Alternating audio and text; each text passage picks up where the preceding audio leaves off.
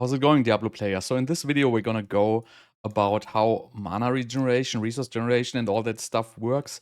But first of all, I want to say I made like a calculator for this, so you can check it out in the description down below on the link.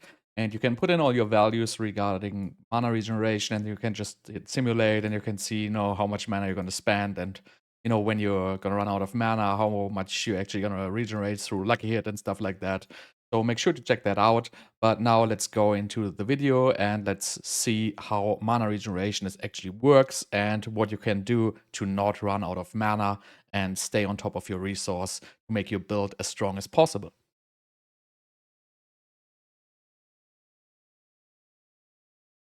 So first of all, let's talk about mana regeneration, which is most important for you to understand. So you're always going to have a base mana regeneration of 10. This is your base passive regeneration. You're going to regenerate 10 mana per second, and you can increase this with certain values. But first of all, let's start with our 10 mana regeneration. And as you can see, I have nothing on my gear right now. And let's just shoot some frozen orbs. And you can see, my mana is empty pretty fast. And now you can see it's slowly regenerating at 10 mana per second. So this is kind of the very basic understanding how passive mana regeneration works. Now, we can increase this mana regeneration. And this is the most important thing I will tell you is, unless you're playing like a crazy juiced up build with like all kinds of uber uniques and stuff, the best way to fix your mana is get the mana per second attributes on your gear. So let's take this boots, for example, right? These give me 6 mana per second. So if you look at this now, I basically just increased my mana regeneration by a 60% just by using this one defensive stat on my gear. You can roll this on boots, chest pieces, and helms. So this is another one. As you can see, this has 5 mana per second. Now I'm going up to 21. And if I now add like another helmet where I have this on as well, which is 6, I have a 27% mana regeneration per second. And you know what? If I just throw frozen orbs at this terribly slow attack speed, as you can see, I'm still getting out of mana, but it's much better than before. So this is the easiest switch you have to mana regeneration. Just get the passive mana regeneration number up by choosing these affixes. These are really, really strong, and really, unless you're at a very, very high-end gear which can fix mana in other ways, these are your strongest stats for regenerating mana.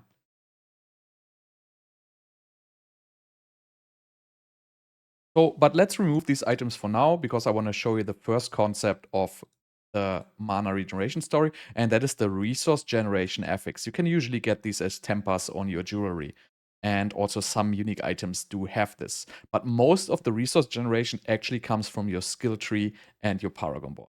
So let's just put these on for now. So I have these two rings on, this amulet and this ring. So you can see I have a 10.5 and an 11.6. So if you look at your character sheet now, this basically gave me somewhat above like 20% resource generation. So what this does, it increases my passive mana regeneration to 12. So pretty simple, you take your passive mana regeneration and you increase it by the amount of resource generation here. Resource generation also buffs resource gain from lucky hit and some other sources, but I wouldn't, care about that all that much for now. So you will see, this is just 2, so it doesn't really matter that much. But if we actually put on our gear now again, we had like 26 before, and now we have already like 33. And if we now keep casting Frozen Orb, we almost can sustain at this point. So yes, we're still missing a little, but this is not a real good character. I'm basically not wearing any gear. But this is the first concept, resource generation, and this is basically additive resource generation. So this is all which comes from your gear. Now, as you can see, we have 33 and we don't have enough. So how much more resource generation can we actually get? And that is where, for example, your skill tree comes in. So, for example, Enhanced Ice Armor gives you a 30% multiplicative resource generation. Conjuration Mastery gives you 2% multiplicative resource generation per active conjuration. Firewall gives you multiplicative resource generation, and also, for example, Theory Search actually gives you additive, but it doesn't really matter so much if it's additive or multiplicative at this point. Honestly, they both do pretty damn good. So let's just take one simple concept here. So if you have a lot of attack speed and you play Ice Armor with, for example, Shimmering Ice Armor, you can pretty much get 100% uptime on Ice Armor. So this has a 30% increased resource generation. So if we put Ice Armor on our bar now, and we can see, right now we have 33. Let's go for Ice Armor. And now, as you can see, we jump to 43. So we got another 30% resource generation. And this was just the Ice Armor itself. So as you keep stacking more resource generation, it gets better and better. For example, we just added Conjuration Mastery, and let's just use some Hydra and Ice Blades and Lightning Spear, for example. So as you can see, our resource generation is 33 now. So let's put some Hydras, and now as you can see, Aura Summon is 41. Ice Armor, we are already at 53. Right? So this would already sustain Frozen Orb without any problems. So these are pretty easy things to pick up. Also, the new Unleash glyph from Season 5 is going to give you 25% increased resource generation, which is pretty damn strong. So it goes from 7% to 25%. This is going to be a very, very strong glyph for just resource generation in the early game.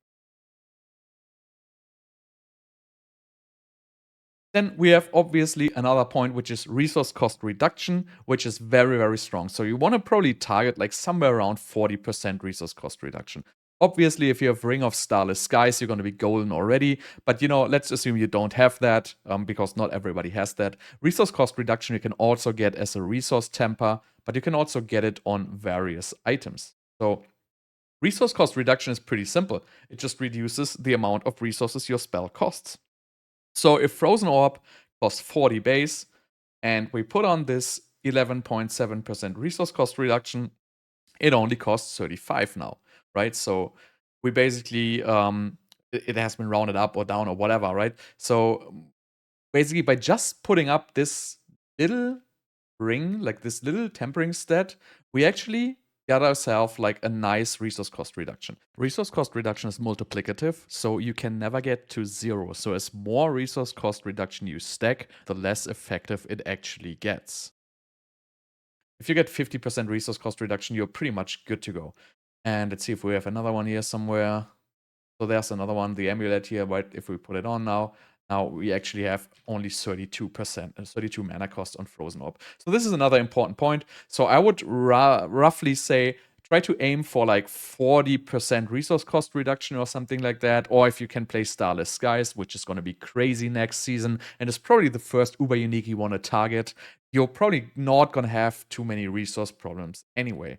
But this is basically the whole story. So you have resource generation, your base resource generation, which you can bump with the mana per second stat on your gear. And that gets increased by your resource generation on gear and your resource generation from your skill tree and your paragon. And then you have resource cost reduction, making your skills cost less mana. And the last thing you want to understand is obviously how much resource are you going to spend. So that's also pretty simple, right? The more attack speed you have, the more skills you cast per second, the more resources you're going to need. And I made this calculator for you, which is already doing all the work. So I made this calculator for you, so you can check it on my website. So you actually, if you want to know how much mana regeneration you're going to need, this actually looks pretty complicated, but believe me, it's not so complicated at all. So let's just make a pretty simple example, right? So let's say you want to play a charge bolt build, right? So you're just going to select charge bolts. And you have a mana pool of 150, for example, and you have an additional mana regeneration on your chest and boots or helmet of, let's just get 10, right? So without any mana cost reduction, resource generation, resource whatever, and no attack speed whatsoever, no lucky hit, I can just press simulate now, and you can see you will run out of mana, right? This is not frame perfect, by the way. But so as you can say, we are not regenerating enough mana because we are actually shooting ball lightnings at a rate of 1.36 per second. Sorry, we're shooting charge bolts at 1.36 per second. This is based on attack speed frames table. There's a link here. Also, I have a video on my channel, so I highly recommend check out the attack speed breakpoints table if you don't know what that means. So let's stop this simulation for now. So let's make this a little bit more realistic, right? So if you want to play a competitive charged bolt builds, you probably want to get somewhere around, let's just make it 100% attack speed for now to keep it simple. So if we do the same story now with 100% attack speed, you know, we're going to be out of mana like very, very fast, right? So obviously. Now, we want to add resource cost reduction and resource generation. So let's say we're playing Starless Skies. I'm going to add 50% resource cost reduction. And let's say I have another 10% resource cost reduction somewhere on my build. That actually makes a 55% resource cost reduction because it's multiplicative. So if I run the same thing again now with my 55% resource cost reduction, as you can see, I will still barely run out of mana, but it's much better than before, right? So now let's just add some resource generation, multiplicative. Let's just say we're rocking ice armor here with 30% multiplicative resource generation. And let's say we have conjuration mastery up with 6 ranks and we have 10 conjurations. So we're just gonna add another, what is it, 120% from this, right? So now, as you can even see, it turns green, right? We have enough mana regeneration. Obviously, this is relatively extreme, but you know, you can basically work with numbers like that if you're playing high conjuration mastery. So if we simulate this now, as you can see, I'm not going to run out of mana. But we are also only at 100% attack speed. So if we add unstable currents and, for example, accelerating aspect to the mix, we're going to get to a 150 attack speed. So let's check this out again.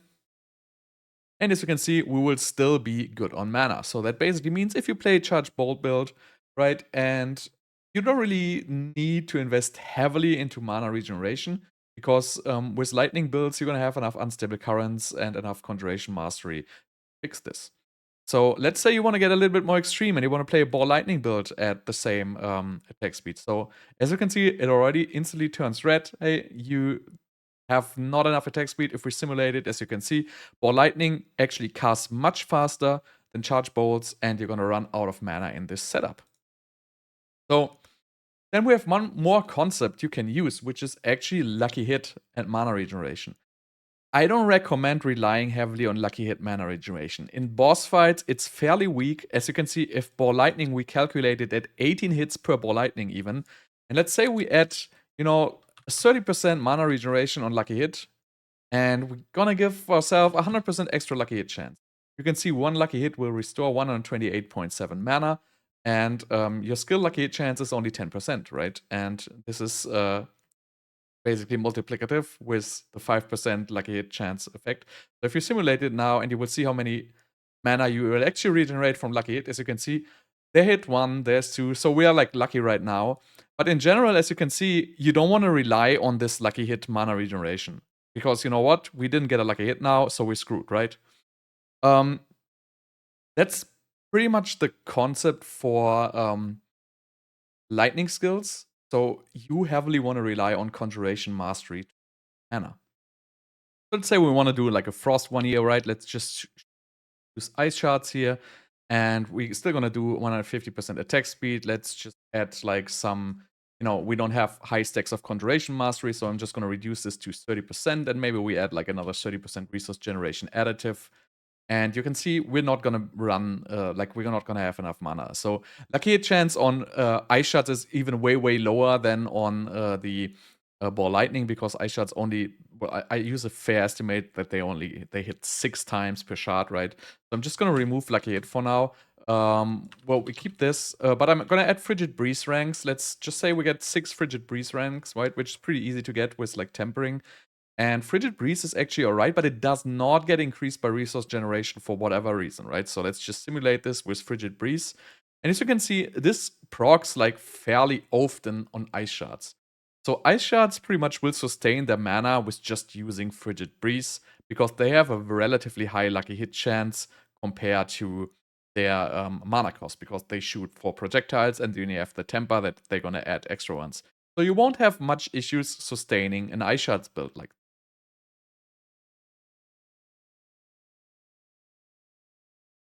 Anyway, I just want to put this out so you can use this calculator. It's actually not as hard to understand and not as hard to use as it might look. So if you're struggling with mana and you want to, get your skills banned, you want to see how much mana regeneration you're roughly gonna need, feel free to use the calculator, and I see you guys in game.